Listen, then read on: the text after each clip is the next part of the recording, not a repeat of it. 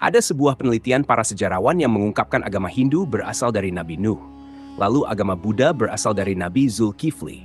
Dan Nabi Luth adalah nama lain dari Laos, pendiri dari agama Tahu di Cina. Di video beberapa waktu lalu, kita pernah membahas tentang hubungan Buddha dan Nabi Zulkifli. Dan di video kali ini, kita akan coba membahas tentang benarkah Nabi Nuh ini punya hukum gaib dengan agama Hindu. Sehingga kisah Nabi Nuh ada di dalam kitab atau manuskrip Hindu. Untuk itu, di video kali ini kita akan membahas tentang kisah Nabi Nuh dalam agama Hindu. Assalamualaikum warahmatullahi wabarakatuh, Sobat. Beriman yang dimuliakan Allah. Mohon bantu channel ini untuk terus berkembang dengan cara like, comment, subscribe. Semoga kita selalu dalam keadaan sehat walafiat dan dimudahkan datangnya rezeki dari arah mana saja. Amin ya robbal alamin. Nabi Nuh dikisahkan dalam 3 kitab suci di 3 agama, yaitu terdapat di kitab suci Yahudi, Kristen, dan Islam. Ketiga agama ini biasa disebut dengan agama Abraha atau agama Samawi.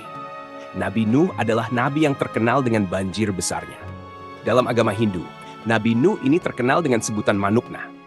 Manu sendiri bagi umat Hindu adalah leluhur dari umat manusia dan merupakan raja pertama di dunia yang juga menyelamatkan manusia dari banjir besar, seperti halnya kisah Nabi Nuh yang ada dalam Islam. Anak cucu dari Manu ini disebut dengan Manawa, sehingga kata manusia dalam bahasa Sanskerta disebut dengan Manawa. Jadi artinya manusia adalah anak keturunan dari Manuk. Kisah singkat Manu yang ada di Hindu seperti ini, teman-teman. Saat Manu sedang di sungai, tiba-tiba ada seekor ikan yang datang dan memohon kepada Manu untuk diselamatkan. Kemudian Manu memasukkan ikan itu ke dalam sebuah bejana atau wadah. Namun ikan itu malah membesar sehingga wadahnya tak mampu menampungnya.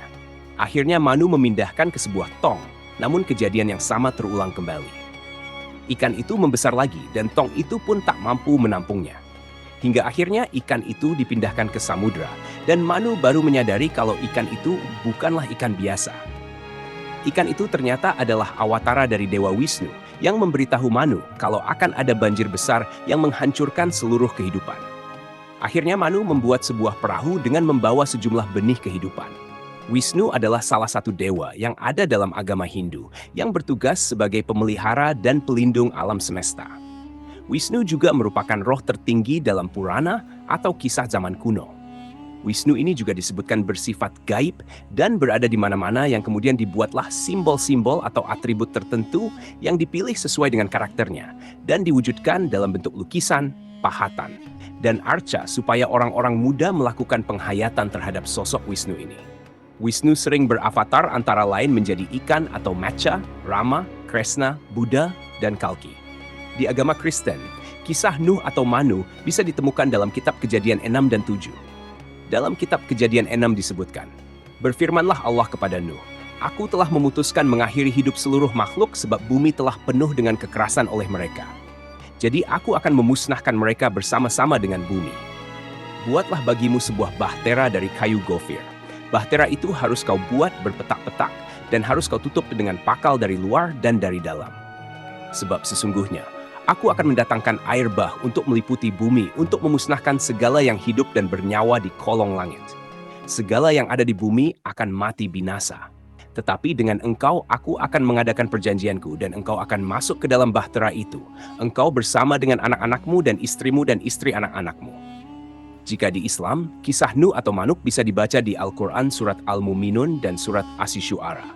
Nuh berdoa, "Ya Tuhanku, tolonglah aku karena mereka mendustakan aku." Lalu kami mewahyukan kepadanya, "Buatlah bahtera di bawah penilikan dan petunjuk kami.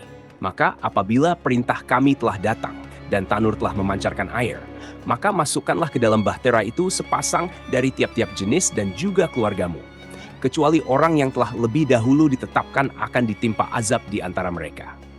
Dan janganlah kamu bicara dengan aku tentang orang-orang yang zalim. Karena sesungguhnya mereka itu akan ditenggelamkan." Al-Quran Surat Al-Muminun ayat 26-27. Nuh berkata, "Ya Tuhanku, sesungguhnya kaumku telah mendustakan aku. Maka itu adakanlah suatu keputusan antara aku dan antara mereka, dan selamatkanlah aku dan orang-orang yang mukmin besertaku." Al-Quran Surat Asy-Syu'ara ayat 117-118. Maka kami selamatkan Nuh dan orang-orang yang beserta di dalam kapal yang penuh muatan. Kemudian sesudah itu kami tenggelamkan orang-orang yang tinggal. Al-Quran Surat Asy-Syu'ara ayat 119 sampai 120. Di dalam pemahaman agama Hindu, dari Manu atau dalam bahasa kitanya Nuh ini, lahir banyak keturunan dari semua ras dan disebut dengan Manavas atau Manawas. Manu atau Nuh ini katanya memiliki beberapa anak. Ada yang menyebutnya punya sampai 10 anak. Di antaranya anak itu bernama Wana, Ishaku, Ila, dan Ksatrias.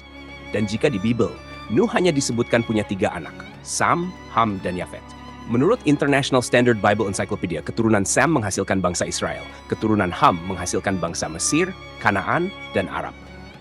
Keturunannya sebagai nabi juga memiliki hukum yang oleh umat Hindu disebut dengan Manusmriti atau Law of Manu. Dalam Atharva Veda, Book 20 Him 127 ayat 1-13 dikatakan di sana bahwa tentangkan datangnya Nabi Muhammad Shallallahu Alaihi Wasallam. Di sana dikisahkan dia adalah resi yang naik onta atau unta. Tidak mungkin itu orang India, karena resi India atau Brahman tidak boleh naik unta. Kemudian berdasarkan Subscribe Book of the East, volume 25, menurut manusia, seperti dikatakan di sana bahwa seorang Brahman dilarang menaiki unta atau keledai. Ini tambahan sedikit. Ternyata cerita tentang Nabi Nuh dan banjir terdapat juga di dalam cerita dari Yunani kuno. Dikisahkan Prometheus menasihati anaknya Deucalion agar membuat sebuah peti. Tujuannya sebagai tempat berlindung karena akan ada banjir yang akan terjadi. Usut punya usut, bencana yang dimaksud adalah sebuah hujan yang berhari-hari dan banjir bandang yang kemudian menyusulnya. Banyak orang yang mati karena peristiwa itu, kecuali mereka yang berlindung ke gunung-gunung yang tinggi. Meskipun Deucalion tidak berlindung di tempat tinggi, namun dirinya selamat berkat peti yang telah dia buat. Setelah terombang-ambing selama berhari-hari, maka selamatlah dia dari banjir besar yang menghancurkan banyak kehidupan di bumi waktu itu. Salah satu suku yang ada di Indonesia, yaitu Batak, rupanya juga memiliki kisah mengenai bencana air bah. Kisah ini berhubungan dengan Naga Padoha, seekor ular raksasa yang dipercaya orang Batak zaman dahulu sebagai makhluk yang memikul bumi. Pada suatu hari, ular tersebut merasa lelah akan bebannya dan kemudian melemparkan bumi yang barat ke lautan. Lalu Batara Guru ingin menyelamatkan anak perempuannya dengan mengirimkan gunung ke lautan dan seluruh manusia.